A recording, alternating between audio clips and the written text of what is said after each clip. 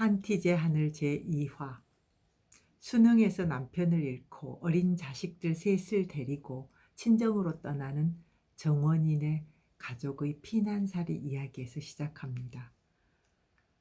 정원이와 그의 세 자녀는 이제 강을 건너서 안동으로 들어서게 되는데, 졸지에 남편 죽고 집을 떠나게 된 사정이 얼마나 딱했느냐 하면, 강을 건너준 뱃사공 영감이 신고 있던 집신을 벗어서 적선을 해줄 정도였어요. 정원이는 신고 있던 미투리가 다 헤어져서 한쪽 발 뒷갱이 끈 하나가 떨어져 터덜터덜 끓었고, 이석이와 이순이 집신도 앞총이 너덜거리는 걸 들매끈으로 칭칭 감아서 200리길을 걸어왔어요. 사흘 만에. 아직도 제 심리를 더 가야 진정엄의 수동댁이 사는 삼박골에 도착하지요. 뱃사공 노인은 정원이를 마님이라고 깍듯이 공대하면서 집신을 벗어주어요. 그리고 이렇게 말하지요. 시상이 여간 힘들어야제요. 아직도 여기저기 난리는 끊치지 않고 토벌떼들이 화적패를 찾아 댕긴다구만요. 정원이는 노인에게 이렇게 말해요. 어르신네요. 지는 마님이 아니고 그냥 농사꾼 안 하기시더. 아우 괜찮으시더. 마님은 얼굴이 참 고우시더. 마님 같은 사람들이 며칠 만에 한 번씩 이 강을 건너 가시니더. 자, 이 신고 가시소. 먼 길 걸어오신 것 같은데 신발이 성해야 앞으로 더 가실 거 아니시꺼.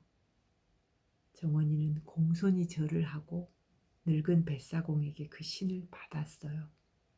늦기 전에 어여 가시소. 노인은 손짓을 하며 그 사정을 다 알고 있다는 듯이 재촉을 했어요. 정원이네가 나흘 전 남편의 시체를 묻고 울지도 못한 채 터벌떼에게 쫓겨서 일이 달아나고 있다는 것을 마치 노인이 훤히 알고 있다는 듯이 말이에요. 강 건너 멀리 안동 읍내가 보였어요. 한가운데 산 밑으로 까만 기와 지붕들이 반짝이고 양쪽 가장자리로 작은 초가집들이 흩어져 있었고, 저만치 강물 기슭에 단청빛이 바래어진 영호루가 우뚝 서 있었어요. 큰딸 이순이는 아베가 많이 그리웠어요. 아베 건재는 아주 깨끗한 것을 좋아해서 평생 가난하게 살았던 사람입니다. 건재는 3대 독자였는데 농사꾼도 아니고 그렇다고 선비도 아니었어요. 수능 가래실 외딴 골짜기에 초가집 오두막을 짓고 네 식구가 다소곳하게 살았지요. 소백산 골짜기는 물이 맑고 울창한 소나무 숲이 사람의 마음을 따사롭게 하는 곳이었어요. 하지만 소백산 골짜기는 또 오랫동안 의병대들이 숨어다니며 싸우는 전쟁터이기도 했지요. 동학 난리부터 을미년 난리를 거치면서 산천에서 목숨을 잃은 젊은이도 많았고요. 여기저기 의병이라 부르지도 못하면서 반란꾸이라고들 불렀어요. 관군 수비대는 총포를 가지고 다니며 의병을 쏘아 죽이고 잡아갔지요. 세월이 지나면서 반란꾸이라고 했던 의병들은 만주로 옮겨가거나 또는 죽고 항복하거나, 이러지도 저러지도 못한 의병들은 화적패가 되었어요.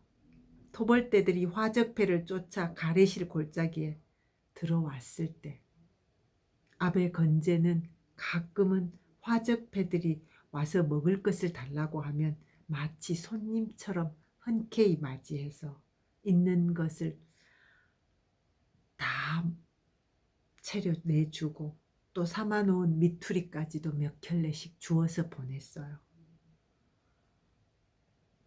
하지만 토벌떼들이 몰려와서 화적패들이 달아났다는 소문만 듣고 골짜기에 띄엄띄엄 있는 초가집들을 불지르고 남정네들을 몽땅 끌고 갔던 게 며칠 전 일이었어요. 아베 건재도 이때 이웃 몇 장정들과 함께 끌려가서 똥구멍에서 피가 흘러나오도록 두들겨 맞고 간신히 집에 도착했지만 사흘 만에 숨을 거두고 말았지요. 너무 기맥힌 일을 당한 정원이는 이웃의 도움으로 남편을 겨우 양지 바른 곳에 평장으로 묻고 난 뒤 울어보지도 못하고 어린 자식들을 데리고 친정집으로 살러 가는 길이었어요. 서기네 집 건너편이 바로 친정인 수동땡네 집이었어요.